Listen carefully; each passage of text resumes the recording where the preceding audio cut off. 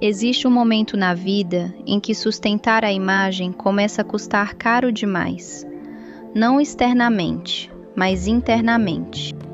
Durante anos, você construiu uma forma de se apresentar ao mundo, uma identidade funcional, respeitável, coerente, muitas vezes admirada, uma persona.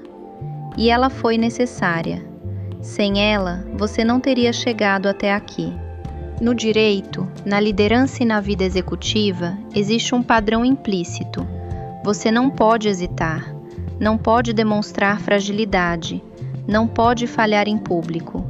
E por isso, você aprende. Aprende a controlar o discurso, a sustentar postura, a esconder o que não é conveniente. Com o tempo, isso deixa de ser estratégia e passa a ser identidade.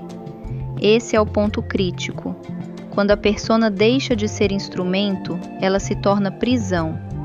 Você começa a viver para sustentar uma imagem que já não corresponde totalmente ao que você é.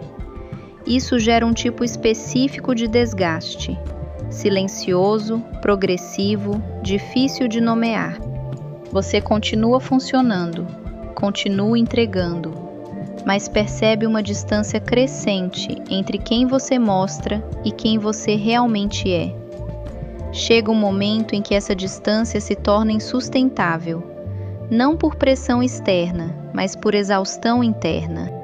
É nesse ponto que a máscara começa a cair, não de forma dramática, mas inevitável, em pequenas rupturas, em momentos em que você já não consegue sustentar o personagem, em decisões em que a coerência pesa mais do que a expectativa, em silêncios onde antes havia performance. E isso assusta, porque a máscara não protege apenas o mundo de você, ela também protege você do mundo. Sem ela, você se sente exposto. Mas existe algo importante a compreender. A máscara não está caindo para te fragilizar. Ela está caindo para te alinhar. Não existe maturidade enquanto existe dependência de imagem. E não existe liberdade enquanto você precisa sustentar quem não é. Esse processo exige coragem. Não a coragem de enfrentar o mundo, mas a coragem de sustentar a verdade, mesmo quando ela não é confortável, quando não é conveniente ou quando não é bem recebida. Aos poucos, você começa a perceber algo raro, que a autenticidade não é sobre expressão, é sobre coerência. Coerência entre o que você pensa, o que você sente e o que você vive. Essa coerência tem um custo. Você perde algumas validações, algumas expectativas externas e até versões de si mesmo. Mas em troca, você ganha algo que não pode ser substituído: totalidade.